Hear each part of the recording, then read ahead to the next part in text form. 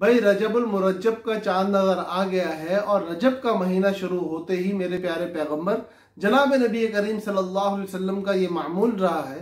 कि हुजूर अकरम सल्लल्लाहु अलैहि वसल्लम दुआ फरमाया करते थे, अल्लाहुम्मा बारिक लना फी रजब व शअबान व बल्लिगना रमज़ान,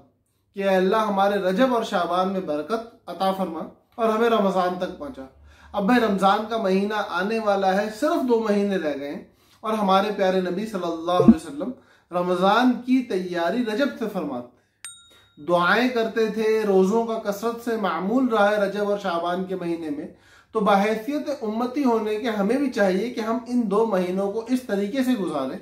कि हमारी जिंदगियां सुन्नत के करीब हो जाएं, हम नमाजों के पाबंद हो जाएं, हम रोज़ा रखने वाले बन जाएं, हम झूठ को, चुगली को, गीबत को, हर किस्म के गुनाह को छोड़ने वाले और तमाम तर फराइज को एहतिमाम से अदा करने वाले बन जाएं,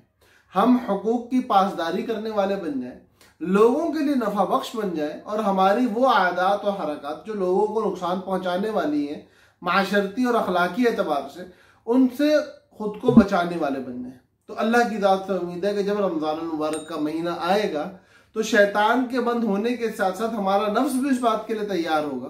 कि हम अल्लाह को राज़ी करने वाले बने और फिर हम रमज़ान से मुकम्मल फ़ायदा उठाने वाले बनेंगे।